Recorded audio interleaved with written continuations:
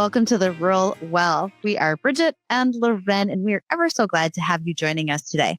Maybe you are driving kids to sporting events. I hope you're not having to recover from the flu that everybody else has had, but you might also be doing some of your farm paperwork. And if you are, take a listen to what we've prepared for you today.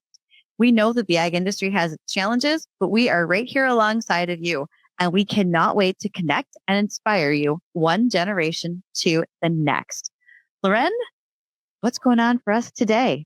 You know what? I am kind of introducing our guest, Brittany, but really you know Brittany much better than I do. And Brittany, I have heard from Bridget that you have an incredible story, perseverance and resilience, and what that really means, because sometimes it's misunderstood in agriculture. We tend to think it's just, head down, keep going. But it's not always that. And so welcome to the show. Go ahead and introduce yourself and your little guy here, if you don't mind. All right. So I'm Brittany Olson. I'm a fifth generation dairy farmer here in northwestern Wisconsin, US of A. And I am here with my son, Titus, who is 2.5.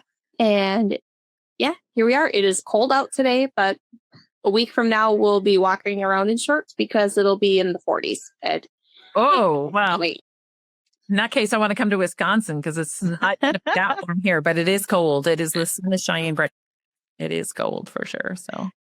So I met Brittany through social media, and we started talking and listening to what the other had to say. And Brittany's got quite a story of coming to the farm, but just her childhood and how her childhood has helped her realize that it wasn't a great place for her mental health, and how she wanted to do different for her son, Titus, and for her family, her and her husband as well. So I'm just going to let you start to roll, Brittany. We're probably going to have lots of questions as we go on. Oh, where do we begin? Well, yeah. So your kid growing up, you thought the house was normal, right? Don't we all when we're little kids? Or did you realize right away something was off? I started realizing right around the time I was 2.5 that things were not great. So about that time, my mother had a miscarriage. And she was grieving. My dad was grieving, but they both grieved away from each other. And I really think that was the beginning of the end of their marriage. But that was when the abuse started on my end. I wasn't doing the abuse. She was abusing me. Yeah. Because she obviously very grieving and was not equipped to handle it. And then when my sister was born a year later, I was more or less chopped liver. I was a 3-year-old that still needed my mom. My mother should never have had children, but did. And here we are. And then my parents' marriage continued to get worse and worse and worse. And it culminated in her filing for divorce when I was 9. And the night that she filed, she also kidnapped me and my sister and filed a restraining order. So my dad, even if he wanted to try and find us, could not. I just saw Loren say, "Oh, wow." And it is so much happened to you when you were so young. And how does that change? Like as you became a teenager and into adulthood, what were you and your sister grappling with at that point in time? Because did you realize that maybe you needed some help to deal with everything that mom had brought along? Oh, I knew I needed help, especially after my dad got custody 3 months after the kidnapping, but we still had to visit her every other weekend because she was our mom. Yeah, we had 4 visits with our kidnapper and her very abusive boyfriend every other weekend. It was awesome. So Brittany, I'm a foster mom, and there is nothing quite so painful as when the judge court orders these visits and these poor kids, like it'll take the whole week to regulate them. They feel safe. They feel like they're thriving. And then they go to a family visit and it starts all over again. They're just thrown into this, right? Cause like, it's so challenging. And once you're like, okay, like I get the valuing of the family of origin, the biological family in this case, but wow, I mean, she kidnapped you. That would have been a terrifying experience. Your dad was a person of safety from what it sounds like, and you were ordered to go back and spend, were they supervised visits or were they unsupervised? They were unsupervised. So Unsupervised visits. Wow. A month after we were kidnapped, my dad, who had lost 20 pounds from all the stress of wondering where his kids were, finally tracked us down at a babysitter and really got the ball rolling on court proceedings. And my mother was awarded sole custody at the time, or primary custody at the time, but we went and saw our dad every other weekend. And like you said, you spend all week trying to get these kids regulated. Well, we go to my dad's house on Friday and just crash. We sleep 13, 14 hours uninterrupted all night because we finally felt safe. Well, Saturday night, I knew that I had to go back to mom's the next day. I'd start falling apart all over again. And to this day, like Sunday nights are still very dysregulating for me. Yeah. Yeah. Well, and that's the impact of trauma, right? That's the impact of trauma. I think a lot of times too, what we miss is that even in the best of circumstances, when kids are going back, between parents, it takes 72 hours to regulate again to that environment. But oftentimes it's 72 hours and then the flip happens again. And so it can be really, really challenging. But without that parental security and stability, that must have been just a lot. Like I can't even, saying a lot is such a minimal way of quantifying that trauma. So for that first month we were away from my dad, we lived in a hotel. And my mother introduces us to this guy we've never met before. And my sister had let it slip that she was cheating on dad with this guy. But I had never met him because my mother knew that I would say something to dad. And you're 9 years old at this time. I'm 9 years old. Yeah. Wow. All of that. You were being a parent at that time. Sorry, Bridget. No, but the pressure that's put on you as a kid to be her cover up, whether it was you or your sister. Once you were back with dad, did y'all start some sort of family counseling immediately together? So we started, and then about a month into it, we had to quit. My dad was a commuter. He was a construction worker, and he would commute an hour and a half one way.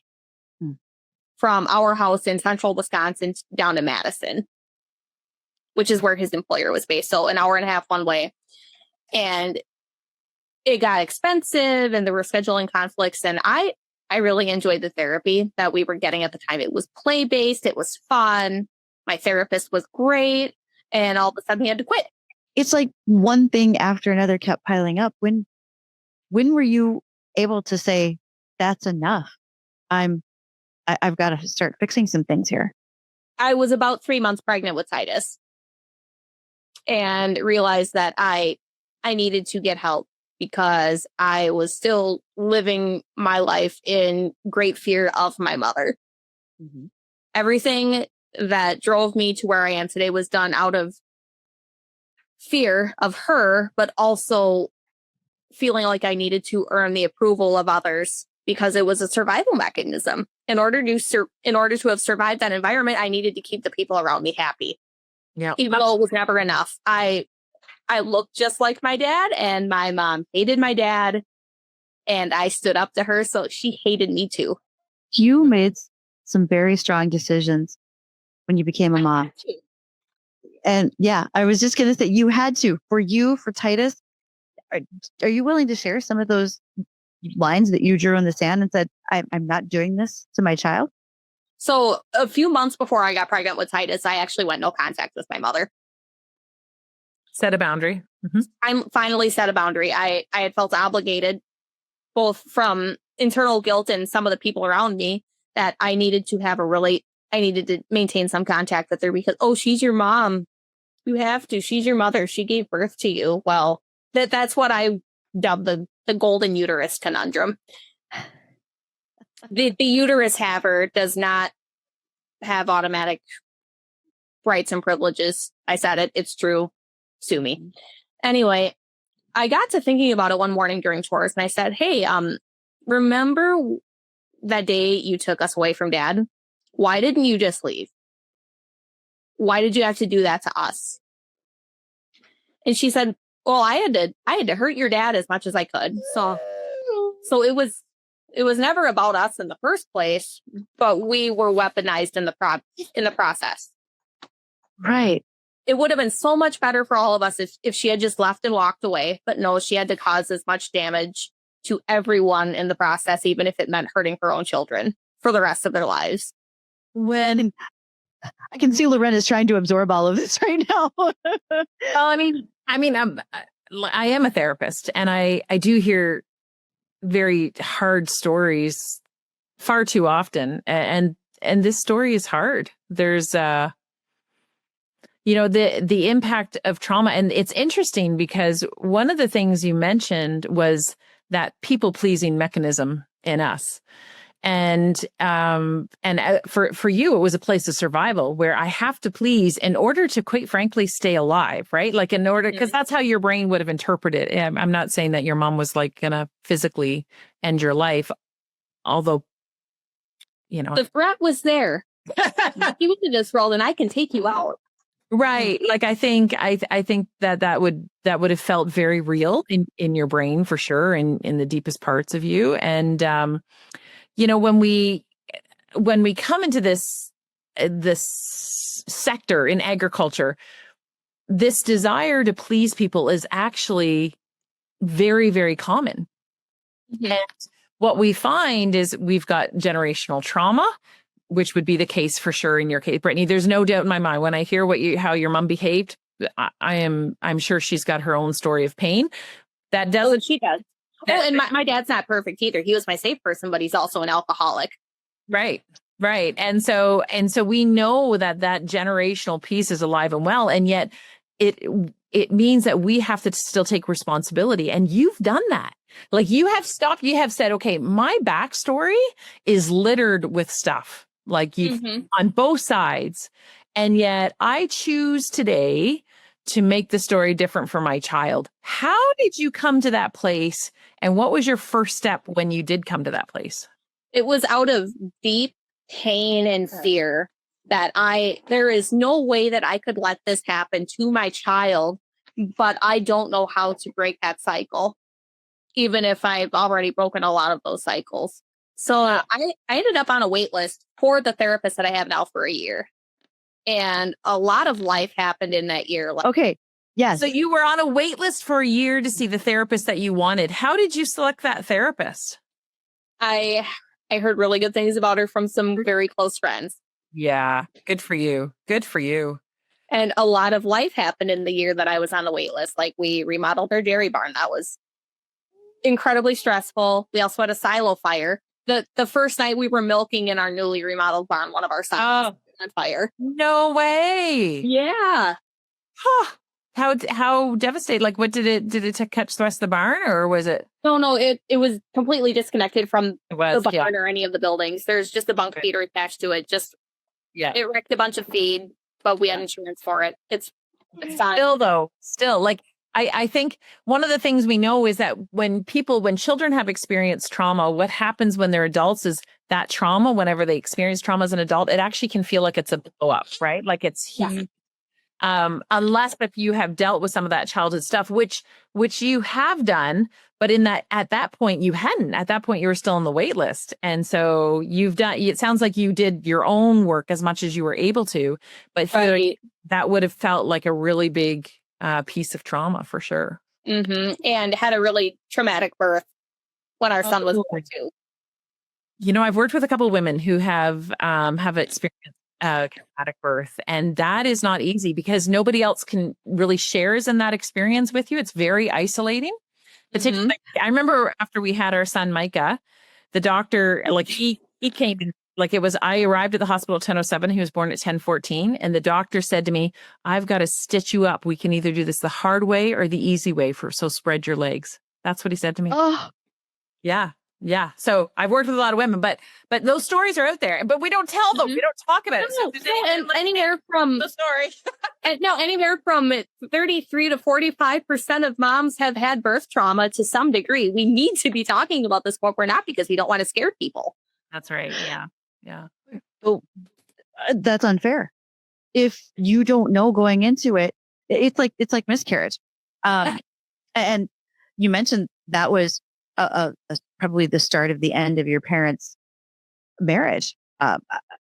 If, if you have been through a miscarriage, you think you're the only person. But once you start asking, and much along the lines of what you're saying about traumatic births, once you start asking, the floodgates open. And there's so many people who have this information in your head. You're just screaming, why didn't anybody tell me? Why don't we talk about this? Right. So I actually got started in mental health advocacy in college. I was the collegiate blogger for Wisconsin Farm Bureau from 2014 to, when I graduated. And I had written a blog my senior year about panic attacks. As a result of everything that I went through as a child, I have PTSD, and I live with panic attacks still to this day. They're right there. They're right there, and they're very physical. Like I feel like I'm either going to puke or pass out. It's not the hyperventilating into a bag that is commonly portrayed on TV. But I wrote a blog post about it, and I did not expect the amount of feedback and support I would receive from that blog post. Positive support that went with it? No, extremely positive. I thought people were going to think I was crazy, but no, there were farmers and farmers' wives and ag professionals and just people who have been living with anxiety and depression their entire lives, but they feel so alone and so ashamed. They do. It's been that I'm better than this. I don't have to tell anybody. I'll just, shoulder the load and I'll be fine. But man, there's so many hurting. My grandpa farmed his entire life, and my dad has memories of him having panic attacks before serving the Eucharist at Mass on Sunday morning because he didn't want to screw up. People like to say Grandpa was a perfectionist. No, Grandpa had absolutely crushing anxiety. Yeah. The two can go hand in hand, right? Like yes. That being a perfectionist is actually the outcome of crushing anxiety. And actually that brings me back to your point. And I'm like, whoo, there's so much here. Oh my goodness. Everywhere. It's everywhere. There's trauma everywhere. Yeah, as farmers, that's one of the things that I find most often is we deal with a lot of unhelpful guilt where we feel like no matter how hard we try, we just don't quite reach that person's expectation.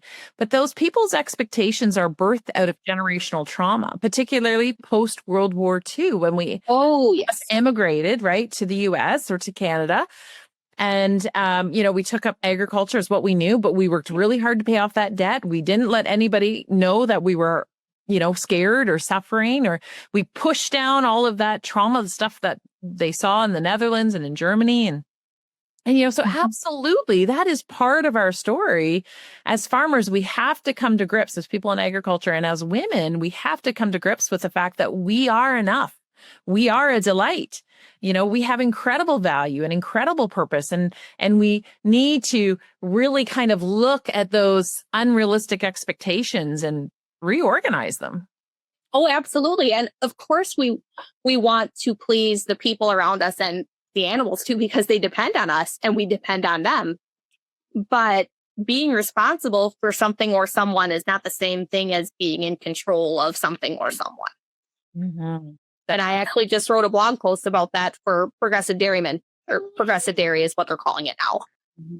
So that should be coming out very soon. But farming has taught me, especially as someone who's been doing it for about 10 years now, and especially since having a child and everything that comes with it, that, yeah, you're responsible, but you have no control. Yep. And I do have a question about one thing that you brought up earlier, Brittany, that maybe you did have control on. You had the fortitude to say, I'm going to get on this waiting list for a year for this counselor that I wanted. What if she had been disappointing? Do you think you would have had the strength to say, no, I got to go find somebody else? Or, I don't even want to think about that because she's wonderful. Oh, good. And she does not come from a farming background. Most people don't. When the average American, I'm sure it's similar for Canada too, but the average American is 4 generations removed from a family farm. Right. Yeah. But it's like I talk about in my mental health advocacy work, you don't have to have a therapist that comes from a farm or comes from a small town. But you should have a therapist that is willing to learn and wants to learn about your life. Because that openness makes all the difference. Yeah. And I think with that comes the value, right? Like we need to have therapists that understand the value of what we bring as people in agriculture. The organization, the National Farmers Mental Health Alliance, we teach agriculture informed therapy to therapists, because the greatest concern is, of course, if a farmer finally does seek out help, and you persevered, you've got that wait list for a year. I don't know if most people would be willing to wait that long. And so, it's really important that therapists do take that training. And like you said, have the openness to understand, agriculture. We're actually doing a project with the Nova Scotia Federation of Agriculture, and they have paid for 20 therapists to take this training. So they can, that's like unbelievable, because they really see the value in making sure that therapists have an understanding of the agriculture industry. So, yeah. So I endorse what you say 100%, Brittany, because I'm glad that you found that person. One of our last guests that we've talked to has also said, I had to try a couple of times before I found somebody who I really kind of gelled with, and it's worth persevering. It's worth finding that person. Brittany, kind of getting back to your story, when you look back over even in the past kind of 2 years, or what were some of those kind of practical steps that really helped you address the trauma? Because when I work with clients I am a social worker, so I work primarily with farmers and those who are in the adoptive foster family, community. But one of the things I find is that there's these lies that are kind of spoken over us, or like these lies that we believe from a really young age sometimes. Have you had experience, or have you had to kind of wrestle with some of those lies that you maybe believed for a period of time? So I'm still wrestling with some of those lies that I had to tell myself to get out of the environment that I was in. Mm-hmm. So it started from a very young age, obviously. I was a good student. I excelled in school. And I was really hard on myself from, especially fourth grade all the way through high school, just because an education was my ticket out of that environment. Out of the court-ordered visits with my abuser/kidnapper, away from my dad's drinking. That was my one-way ticket out. So I graduated high school and got out of Dodge as soon as I could. For sure. Now that I am away from that place, here I am, almost 31 years old, very happily married, awesome kid, bachelor's degree, 5th generation dairy farm. And I'm still grappling with being super hard on myself and feeling unwanted and unloved when I'm not included in something by my peers. Just reminding myself that, the work that I have put in is legit. But even aside from all of the success I've achieved as a farmer, mom, wife, friend, photographer, lotion maker, freelance writer, I'm still enough because I'm human. I'm fearfully and wonderfully made by a creator in heaven who created the moon and stars and thought the world needed one of me too. That's right. Wow. I hope everybody writes that down somewhere. Because that's the truth of the matter, right? That you are precious. You have incredible value. And that the greatest gift that Bridget and I could have is that our listeners would begin to kind of think about that, begin to maybe take hold of that as well. So, ladies, we have to transition to the next segment, but already, but before we bring the light on, because Titus turned it off. I wanted to learn more about your dairy operation. We didn't even get to that yet, Brittany. I know. That's okay. So Cliff Notes, 40 registered Holsteins and registered Jerseys were on my husband's family farm here in Barron County, Wisconsin. It's about 3 hours away from where I grew up in central Wisconsin, but this has been home the whole time I've been here. I married into a wonderful family, and while our life certainly isn't free from stress as small dairy farmers and toddler parents and my 2 other small businesses, 3 if you count writing, very free from dysfunction. And that has made such a difference in healing. Time heals, but you also need to be in the right environment to heal. So true. Yeah. So am I the lotion that you sent me, Bridget, for Christmas? Is this the one? This is Brittany. Yeah, this is Brittany. I love that lotion. Oh, thank you. Thank you. So the thing that I really hope we make sure that we edit in here about Brittany is I couldn't be more proud to know her. We kind of stumbled into each other on social media, and she has taught me so many things because here I am thinking I can try to help others when it comes to mental health and being a farmer. Nope, nope. She whoops me in that deal every time because she has so many unfortunate insights, but she decided that wasn't going to define who she was. Nope, not So, today. Not today. nope. Bridget, that means so much to me because you're just so cool. And I've gone my entire life not feeling like I'm cool or worthy. We have, there's a lot of things that I think are similar between all of us the longer that we talk. I mean, I thought I had a good mom until she decided she didn't want to be divorced. And granted, I was 25, but I will tell you, whether you're 9 or you're 25, when your mom decides to just treat you all like crap and be vindictive, it's not good. No. Yeah. And so, I just think every time that if someone can coach others that, like you said, God made the moon and the stars and he needed one of us, you do that. Wow, what a great story. We're at the stage of our podcast where we shift gears, which means I get to share a quote. And truthfully to all the listeners, it was hard to find a quote this time. So we might not all agree on this quote, or it might be like, yeah, that was okay, moving on. So well, I'm going to give it, see what y'all think. If agriculture goes wrong, nothing else will have a chance to go right. And that is by Swaminathan. Swaminathan. Does he also sell like meatballs on a stand in New York on the sidewalk? Because if your name is Swan Nathan, Swami? that sounds funny. I was like, we need to have some shawarma. Yeah. Does he have a tongue tie? Swami? I have no idea. But here we go. Did you guys get the quote? So the quote is, okay, if agriculture goes wrong, nothing else will have a chance to go right. And by M.S. Swaminathan. So here's M.S. Swaminathan. Here's what I'm going to jump into with that. If you are a country or a civilization that has moved away from your agrarian roots, from your farming roots, you are destined for failure. And it has happened time and time again in the history of the world. So that is my fear, is that people forget how important farming is. I entirely agree. We don't value the work that goes into farming as a society. We don't value care, whether it's for livestock or people caring for their children or caregiving in general. We just don't value that kind of deep physical, mental, emotional labor that is required to keep something alive. And that is very evident in our agricultural policy. In the name of cheap food does have a cost. We are seeing that right now.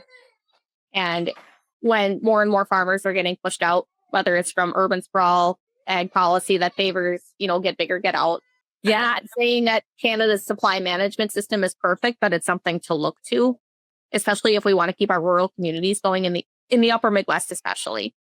Because a study from Minnesota Milk not too long ago found that for every 8 dairy farms that closed, 1 business on Main Street closed. Yes. It's devastating. And, and through the New England states and through Wisconsin, the dairy belt, like there has been a ton of farms not able to make it. And it grieves me because with that comes that legacy, with that comes the story. And not that people's stories end there, but I don't know that we've given enough appreciation for those stories and for what has been added. And there's so much pain and there's so much anguish when you want to keep your farm going and you have to work harder and do more with less money for less money every year. It's no wonder people are depressed. Yeah. That's not just a mental illness. It's an adaptive response to maladaptive circumstances. That it's true. It's an unhealthy form of coping. And we've pushed farmers into that position where they have to continue to try and cope, even when our society has demanded a different outcome. We're a producer oriented culture. We want to produce high quality. We want to produce what customers need. But we have separated ourselves from the root of the producer. And so there isn't the appreciation for all that it takes to produce that. I feel very entitled to cheap food at the cost of our farm families and rural communities. Unfortunately, we do. So I think there's some truth to this quote. Girl. So I've got one last thing to ask everyone. And because I heard that Sam, Brittany's husband, is a singer, I think this will be sort of fun. If you could have the voice of any famous person, living or deceased, whose voice would you want to claim as your own? Oh, my voice? Whose voice would you like to claim? If now, maybe you want to keep your voice, but if you were somebody else's, whose would you want? Oh man, probably Adele or Lady Gaga. They've got a range. Sam, if you could change your voice to the voice of any famous singer, what would you take? This is Sam, by the way. You said who is up? Jim Reeves or Eddie Arnold? Ooh, Jim Reeves. That's a great idea. That's awesome.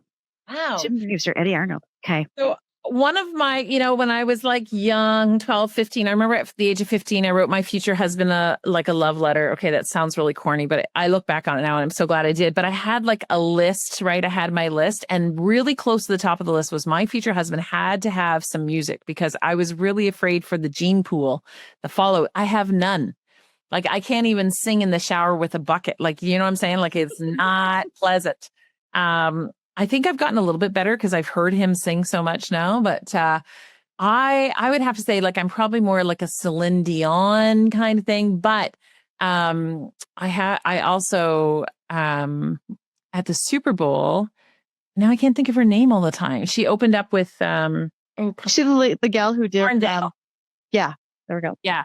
So like, which is along the lines of Adele, like they have very kind of authentic and powerful and raw, but like warm voices. So it would probably be maybe Lauren Daigle for present day. So I thought of something completely different. I love to read, and there are times where, when I'm driving, that maybe I shouldn't. And so podcasts, audiobooks are a big part of my life. If you have never heard a book read by Viola B. Davis, you should. Because her voice, when it comes to reading books, is phenomenal. And I would take that. So cool. So cool. Hers was awesome. So, folks, thanks for listening today. I know that we have so many questions to ask. And we can do that because Brittany is not afraid. She's on social media. Brittany, how can people find you? I'd say don't find me on X or Twitter, but if you really, really want to, my handle is Cynical Milkmaid. It's wonderful. I love your handle. Oh, thank you. All right. And special thanks to Sam and Titus for joining us as well today. We greatly appreciate a whole family atmosphere. There's nothing wrong with that. But folks, thanks for listening. Be sure to add any comments and feedback you might have, as well as to answer our question about whose voice you might want to someday have. Thanks for being here. Thanks, everyone. Brittany, it was a pleasure. My pleasure. Thank you.